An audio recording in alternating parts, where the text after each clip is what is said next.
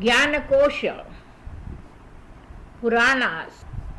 सर्गच्च प्रतिसर्गच्च वंशो मन्वन्तराणि च वंशानुचरितं चैव पुराणं पञ्चलक्षणम्. Bhagavat Purana. Description of Manvantras. Swayambhu Manvantara. King Parikshit said to Sukadev, Gurudev, I just heard that tale of self-begotten Manu's lineage. Now kindly describe to me about the other Manus. Also describe the plays of God's different incarnations which occurred during different Manvantras. Sukadev said, Parikshit, during Tamas Manvantara, Lord Narayana was born as Hari incarnation from Harini, the wife of a sage. In that incarnation, he saved an elephant from the jaws of a crocodile. During the present Kalpa, period comprising the sum of all the 4 yugas, 6 Manvantras have passed. I have described the first one. Now listen to the description of the other Manvantras.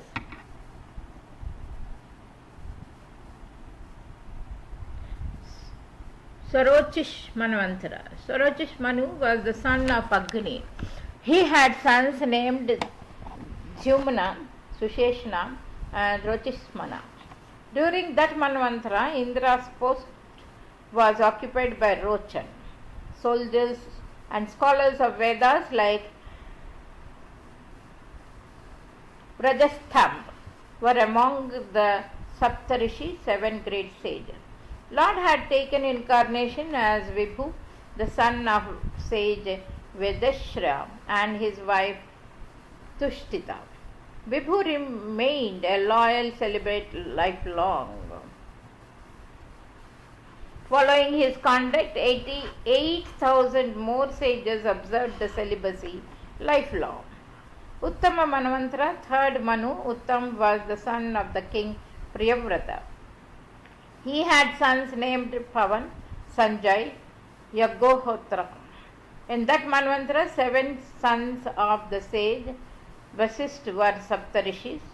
The 7 great sages, Indra's name was Satyajit. Satya, Veda, Ruth and Bhadra were the main ganas of the god.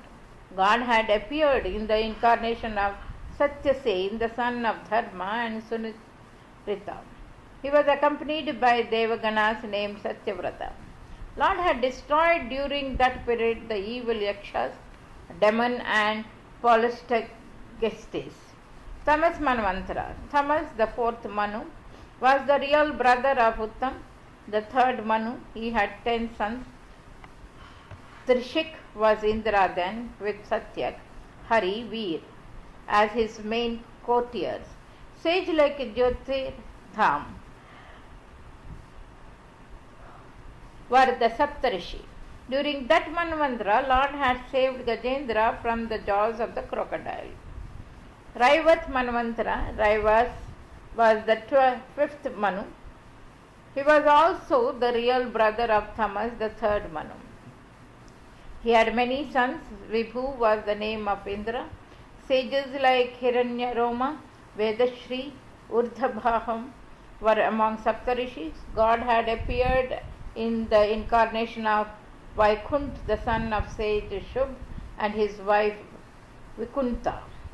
At the request of goddess Lakshmi, Lord Vaikunt created Vaikuntha Dham, the best among all the lokas. Chakshus Manvantara. Chakshus was the 6th Manu. He had sons named Puru, Purusha, Satyam and Mantradhruma was Indra then with Apya as main courtiers. Sages like Havishman and Viraka were among the Saptarishi. During that Manvantaras, Lord had appeared in partial incarnation as Ajit, the son of Vanraj and his wife Shambhuti. It was he who caused the churning of the sea and made the gods drink nectar and supported Mandharachal mountain on his back in Kachap tortoise from during the churning. Vaivasvata Manvantara, Sri Shukadev says, Parikshit in the present era, the seventh Manu, Shardhadev, is the son of Surya. He has 10 sons: Ikshvaku, Nabhag, Drishta, Shartyayati, Narsimhayatanta, Nabhag, Dishti, Karush, Prishadhara, and Vasumana. Purandhara is the name of Indra. He has Aditya, Vasu, Rudra, Vishwadeva, Marudgana, Ashwini, Kumar, and Rishi as his main courtiers. Kashyapa, Atri, Vasishta, Vishwamitra, Gautama, Jamadagni, and Bharadwaja are the Saptarishis. During this Manvantara, God has arrived in Vamana incarnation as the son of Kashyapa and his wife Aditi. Savarani Manvantara. Savarani, the son of Surya and Chaya, would be the 8th Manu. The king Surabha, who had occurred in Sarochi Manvantara, had worshipped goddess Bhagavati intensely and thus received a boon of having an unbroken empire on earth. In later course, he will be the son of Surya and become the 8th Manu also. He would have sons like Nirmaka, Virajas, Virochana, Bali, and would be Indra, Amrit Prabha as his main courtiers. Galava, Diptiman, Parashurama, Ashwathama, Kripacharya, Rishistring, and Vyasa. These great sages would be the Saptarishi during the 8th Manvantara. God would take incarnation as Sarvabhauma, the sons of Devagya and his wife Saraswati. God as Sarvabhauma would snatch the kingdom of Swarga from Purandara Indra and give it to the king Bali. 9th Manvantara. Sri Shukadev says Varuna's son Dakshasravani would be the 9th Manu. He would have sons like Bhutaketu, Diptaketu, Dhutimana. God would take birth as the incarnation of Rishabh, the son of sage Ayushman, and his wife Ambudhara. A person named Abhut would be Indra, and he would have Param Marichigharpa as his main courtiers. The 10th Manvantara, Upashloka's sons Brahma, Savarani, would be the 10th Manu. He would be very pious in nature and have sons like Bhurishan, Havishman, Shukriti, Satya, Jai, Murti would be Saptarishi. Shambhu would be Indra with Suvasana, Viruddha as his main courtiers. God would appear in the incarnation of Vishwasena as the son of Vishwashrija and his wife Vishuchi. He would be a friend of Indra. The 11th Manvantara. The self-restraining Dharma Savarani would be the 11th Manu. He would have 10 sons. Vaidhrita would be Indra with Vihagma, Kamagma as main courtiers. Vedic sages like Arun would be the Saptarishi. God would appear as Dharmasetu, the sons of Aryak and Vaidhrita. In this incarnation, he would protect Triloki, all the 3 worlds. 12th Manvantara, Rudrasravani would be the 12th Manu. He would have sons named Devavana, Upadeva, and Devashreshta. Rithadhama would be Indra with Hari as his main courtiers. As the son of Satya Shaya and his wife Sunitra, the god would protect this Manvantara in the form of Swadham. 13th Manvantara, Devashravani, would be the 13th Manvantara, who would have sons named Chitrasena, Vichitra, and Divaspati, would be Indra of the gods like Sukram, Suttaram. Sages like Nirmoksha, Tattvardha would be the Saptarishi. God would appear as Yogeshwar, the sons of Devahotra and his wife Brihati. He would bestow the designation of Indra to Divyaspati. 14th Manvantara, Indra Sravani, would be the 14th Manu. He would have sons like Uru, Gambhir Buddhi, Shuchi would be Indra and have Pavitra Chakshush as his main courtier. Agni, Bahu, Suchi, Magadha would be the Saptarishi. God would appear in the incarnation of Brihad Bahu as the son of Satyajana and his wife Vinita and cause the extension of Karmakanda action. Sukadev says, O Parikshit, these 14 Manvantaras had continued in past, are continuing in the present, and they would continue in the future also. It is by them that a kalpa, a period of 1,000 Chaturyugas, is completed. Calculation of time is also done through these Manvantaras. Period of a Manvantara is slightly more than 71 Chaturyugas, all the 4 yugas passing 71 times. A Chaturyuga, period of all the 4 yugas taken together, lasts for about 3 million years, while a kalpa lasts for about 4,320 million years. This is equal to a day of Brahma. Brahma's night is Mahapralaya. When that night is over, Brahma again begins the work of new creation exactly as per the previous kalpa, carrying out this responsibility continuously for a century. Brahma goes back to Bhagavat Dham, the abode of Lord Vishnu. His responsibilities are taken over by the next Brahma, who carries out the work of creation by the inspiration of Lord Narayana. Tale of Gajendra the elephant and Graha the crocodile.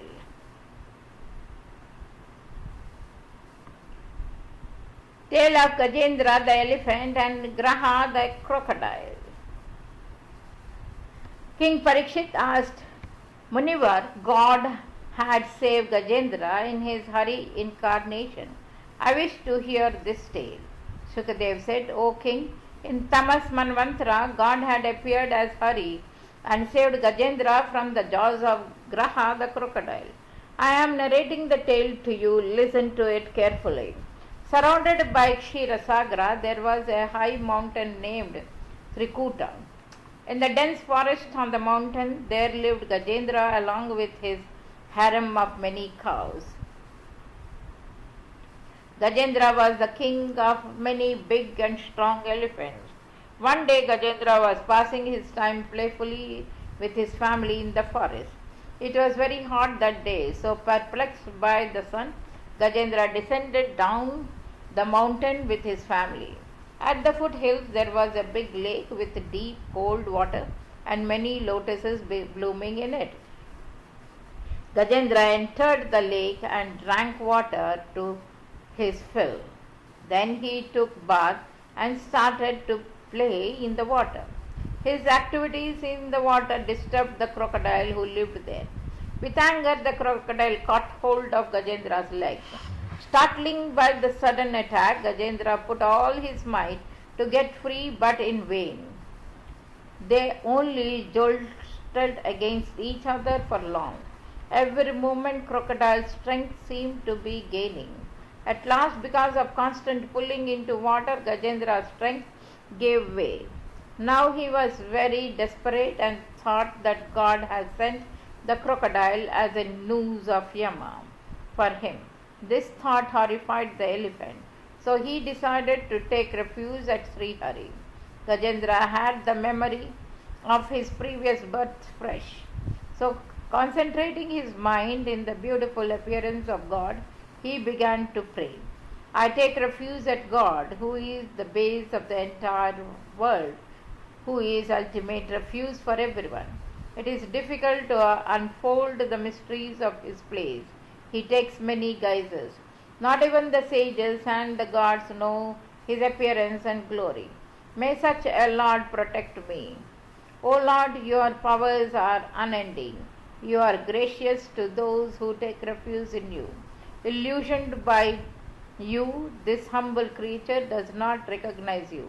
O Lord, I am in your refuge. Sukadev says, Parikshit, Gajendra had prayed God impartially and unspecifically, so other gods did not come to save him. Being the soul of everyone, Lord Sri Hari appeared himself and saw Gajendra in deep crisis.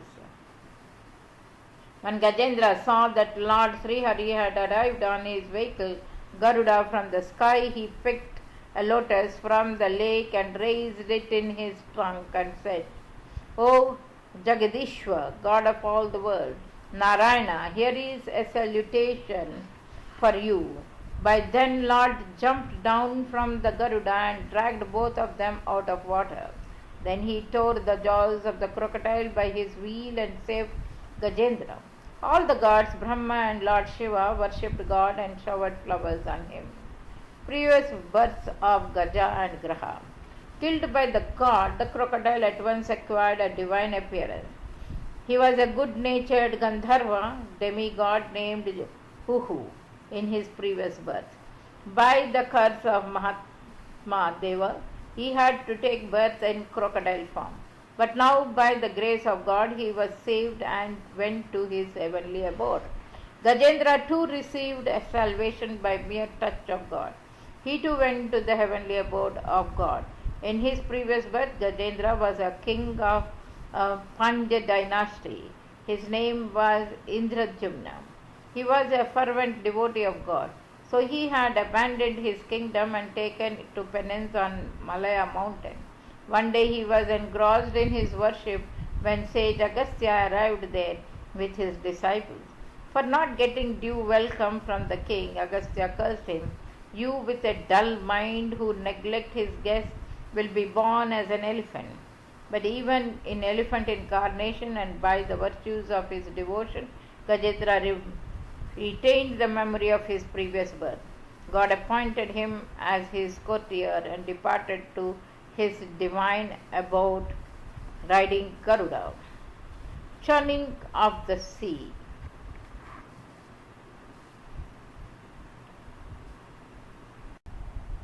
Churning of the sea. King Parikshit asked, O great sage, how did God cause churning of the sea? What was the purpose behind it?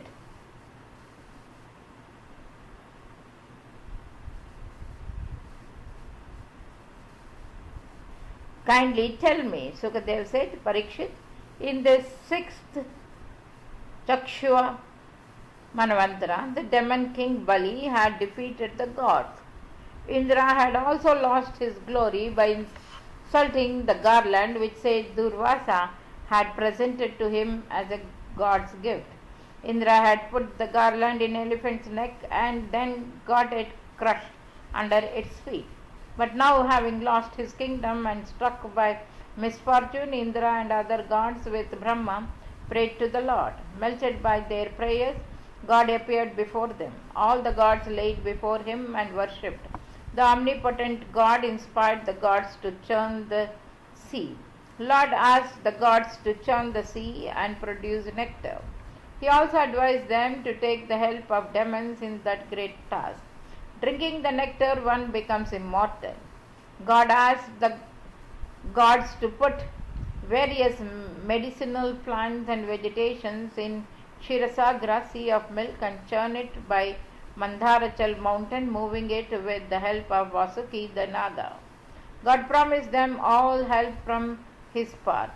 Thereafter, Indra and other gods went unarmed to the demon king Bali and told him of their intention. Demons too liked the idea. With a friendly attitude, then the gods and the demons together uprooted the Mount Mandharachal, but they could not carry it to the sea. Lord appeared on Garuda and carried the mountain to the sea. The gods and demons had promised Vasuki, the Naga, his due share in the nectar. So Vasuki allowed them to use him as a rope would around Mandharachal as a means to move it. In the incarnation of Ajit, Lord told the gods to hold the head of Vasuki. But the demons, suspecting some mischief, said they would hold the head and asked the gods to hold the Naga from the tail for churning. Thus the gods held the tail while the demons took hold of Vasuki's head. Then they began the churning. But as soon as the churning began, the mountain started sinking for not having a firm base.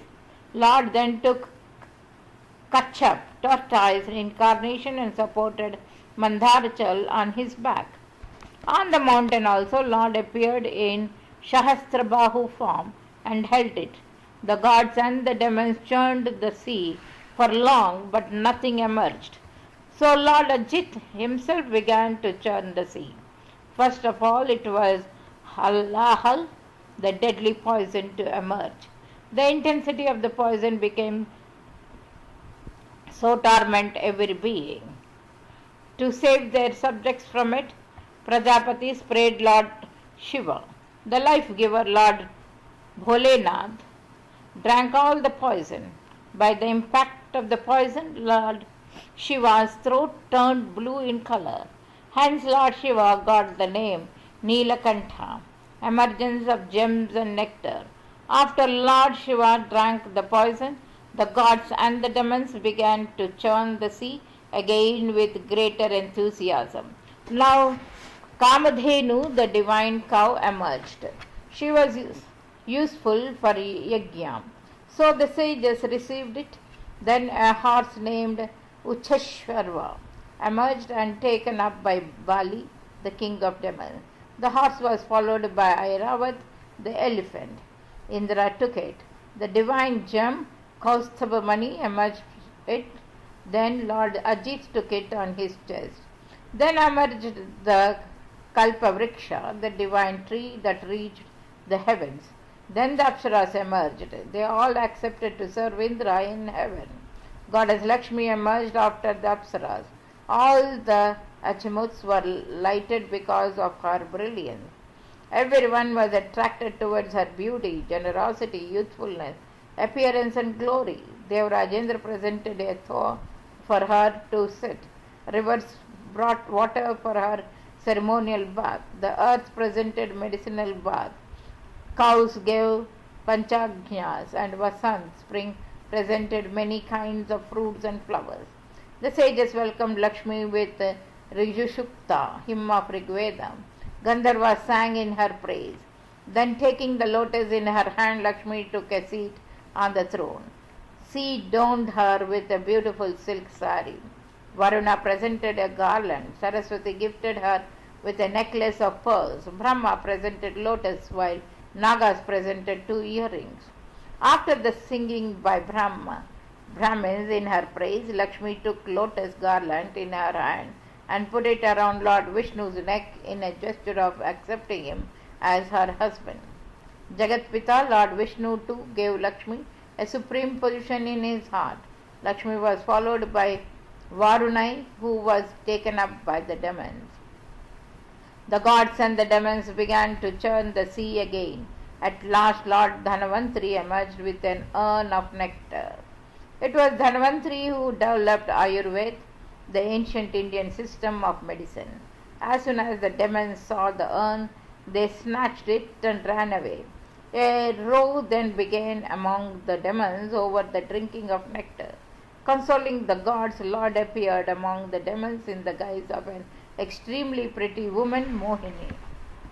Distributing of nectar by Lord as Mohini, the demons who were fighting over the portions of nectar forgot everything when they saw Mohini, who was actually a guise of Lord Vishnu.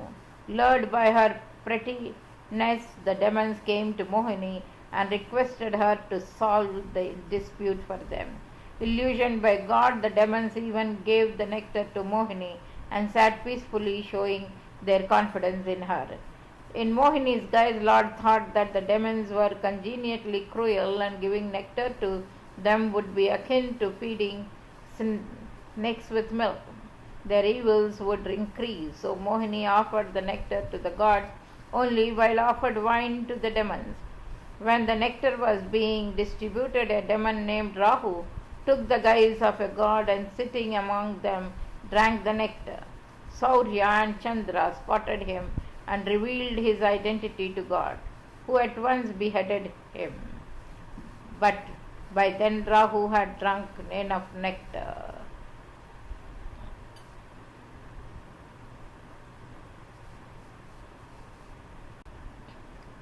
Conquering of heaven by King Bali.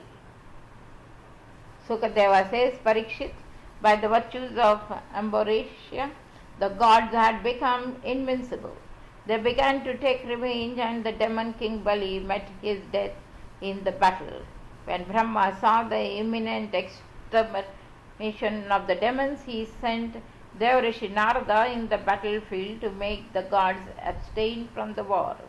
The surviving demons carried the dead Bali together towards Ashtachal. There Shukracharya, the teacher of the demons, resurrected all the demons with his Sanjeevani Vidya.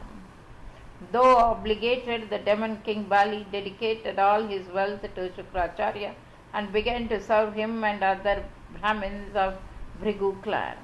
By the service of the demons, the Brahmins of Bhrigu clan got very much pleased.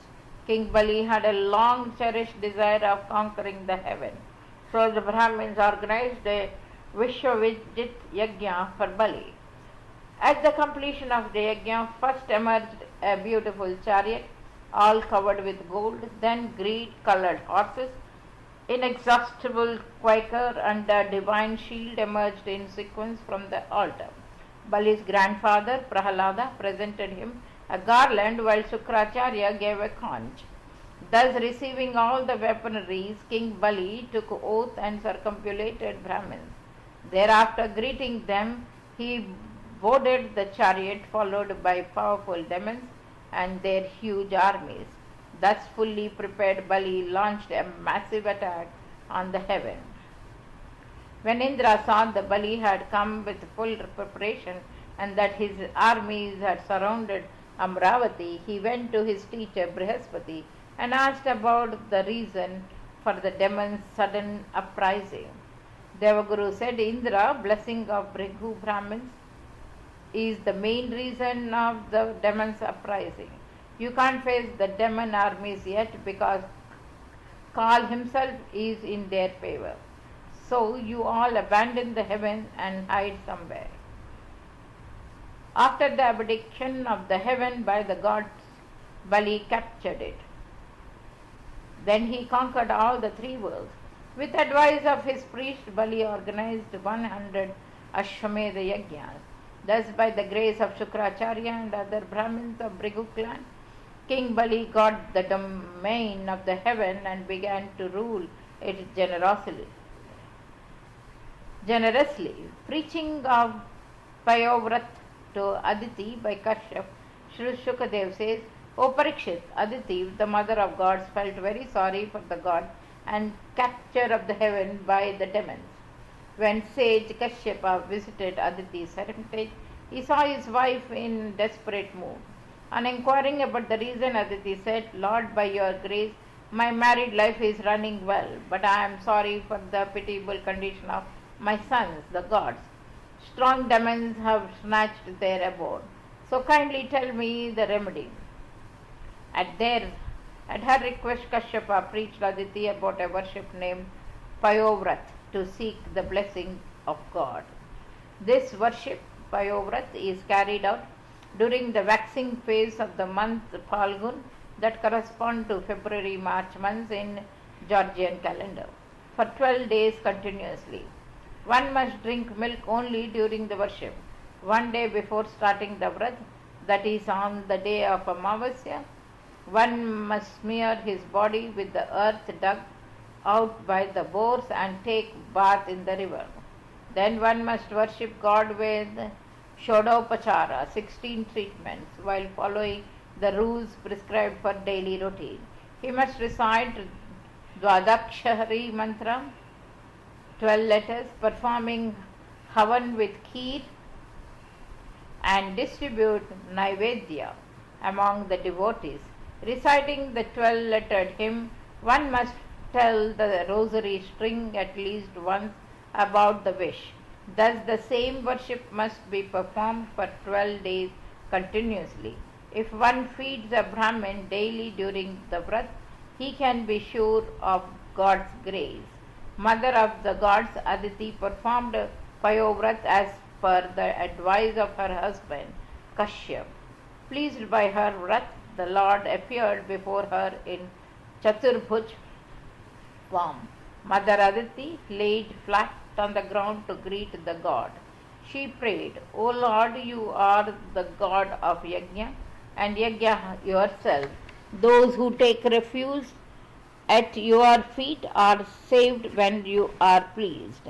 Nothing remains ungettable. Lord said, O Mother of the gods, I know about your desire. You have worshipped me for your sons, but it is difficult yet to defeat the demons. But because of your worship, I will protect your sons by becoming your child. Vamana, incarnation of God. When the Lord arrived in Aditi's womb, Brahma prayed to him. By Brahma's prayers, the unborn God appeared before Aditi. Shukadev says, O Parikshit, on the 12th day of the waxing phase of Bhadrapada month corresponding to September, Lord took birth in Abhijit Muhurta. Everywhere, everybody celebrated the arrival of God with joy. The God showered flowers on him. The God had arrived in Vamana form. His countenance appearance caused tremendous joy for the sages. During Upayana, consecration of Lord, the ruling deity of the Gayatri mantra, Savitri preached him the hymn. Guru gave him Yajñopaved. Kashyapa gave neck kerchief. The earth gave black buckskin. Chandra gave scepter. Mother gave lion cloth. The sky gave umbrella. Brahma gave kamandalu. Saptarishi gave kush. While Goddess Saraswati presented God with a string of rosaries. Yaksharaj Kubera gave him the alms bowl and Mother Annapurna gave him alms. Thus everyone paid due respect to God in Vamana incarnation, who was radiating with divine glory. Lord Vamana was intimated that the king Bali was performing many Ashwamedha Yajnas with Brihu Brahmins. He ate once left for the Yajna site at a place named Bhrigu Kachat on the banks of the river Narmada. As soon as Lord Vamana reached the site, all the sages, hosts, and other present there became dull before the radiance of God. They felt as if Surya himself had arisen there. Everyone stood up to welcome God. Host Bali offered him the best seat and washed his feet with affection. Then Bali requested God for his service, demanding 3 steps of land by Vamana. King Bali requested, O Brahmin, now tell me how I can serve you. You are the tangible representation of the penance of Brahma Rishis. By your arrival, all my ancestors are saved. My clan is blessed. My yajna has succeeded. Ask me whatever you wish. I am ready to give you your desired object. Hearing the pious talk of the king Bali, Lord Vamana blessed him and said, O king, no one have been impatient and frugal in your clan. Reputation of your grandfather Prahalada is still alive. You, great-grandfather Hiranyakashipu, had chased the illusionary Vishnu who had hid in your great-grandfather's heart itself. When the infuriated Hiranyakashipu could not find Vishnu anywhere in all the 3 worlds, he presumed that Vishnu had died because of his fear alone. O king, continued Lord Vamana, you are excellent among the religious people. O demon king, you can fulfill any great desire, but I demand only as much land as could be covered in 3 steps of mine. I need nothing else.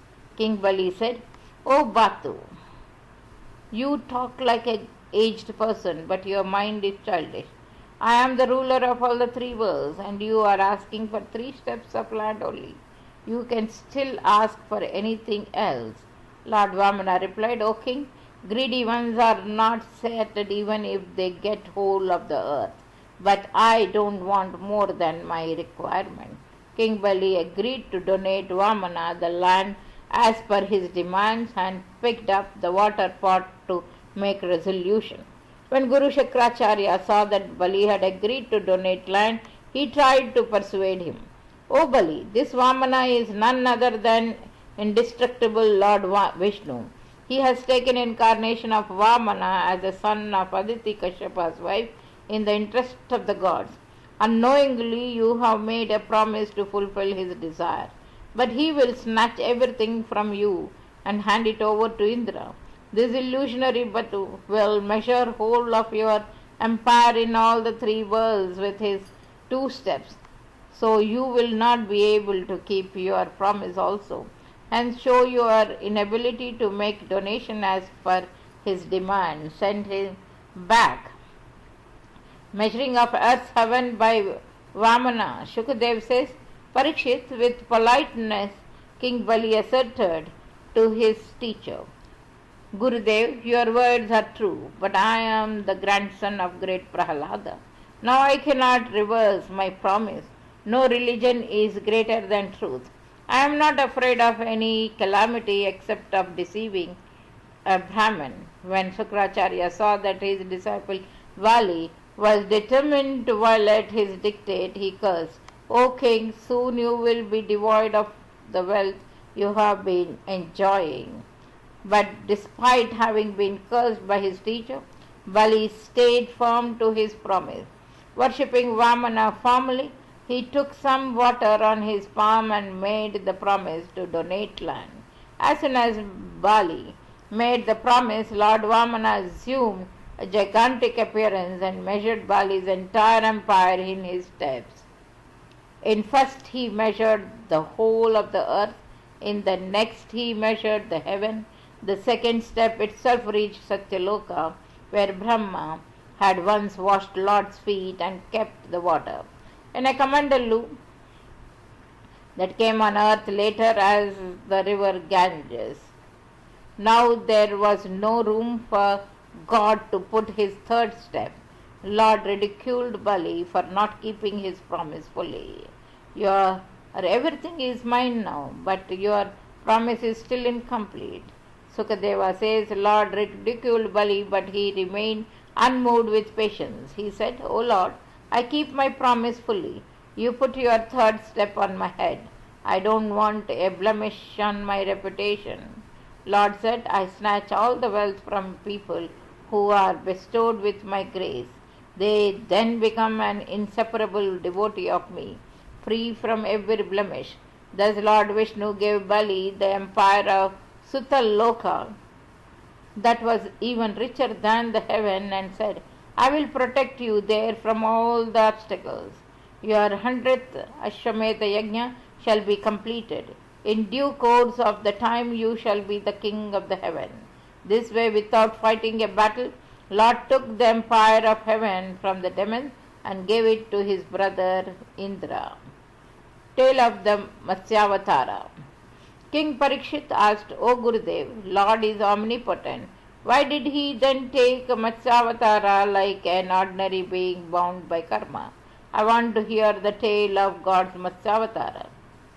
Sukadeva said, O Parikshit, God is one. Still, for the preservation of his devotees, he takes various incarnations. He also shows his place by being present in all the creatures, but he remains unaffected by the demerits of those living beings. Parikshit, at the end of the last kalpa, Brahma had fallen asleep, causing a pralaya. All the worlds had been inundated then. When Brahma had fallen asleep, Vedas fell out from his open mouth. A demon, Haigriva, abducted the Vedas by his illusionary powers. Omnipotent God had known the action of the demon, so he had to take Matsyavatar. There was a king named Satyavrat during that time. He was very generous and great devotee of God. Sustaining himself On water only, the king was observing severe penance. The same king Satyavrat had come to be known as Shraddhadev, the son of Surya, in the present Kalpa. One day Satyavrat was taking a bath in the river when a small fish came in his folded palm. The fish requested the king to save her. So the king put the fish in Kamandalu. But in no time the fish grew too big to be accommodated in the Kamandalu. So the king transferred the fish into another bigger pot. But again it grew too big to be accommodated in the pot. The sequence continued till the fish outgrew even the big lake. So the king decided to put the fish in the sea. The fish, which was actually an incarnation of God, requested the king not to put it in a sea inhabited by fierce monsters. King Satyavrata grew suspicious. So with folded hands the king requested the fish to appear in its real form. Instantly Lord Narayana appeared and told the king, exactly on the seventh day from now, Pralaya will inundate all the three lokas, but I will send a boat for you. You will board the boat and together it to my horns with Vasuki, the Naga. Having received the information of deluge, the king began to wait for its arrival while reflecting on God's virtues. On the seventh day, dense clouds gathered in the sky and began to rain torrentially. Soon whole of the earth was inundated. The king Satyavrata found the boat sent by Lord. Boarding the boat, Satyavrata began to pray to God. At this prayer, Lord preached him the knowledge of metaphysical. Thereafter the god killed the demon Hayagriva and recovered the Vedas. When Brahma awoke from his sleep, Lord handed the Vedas to him.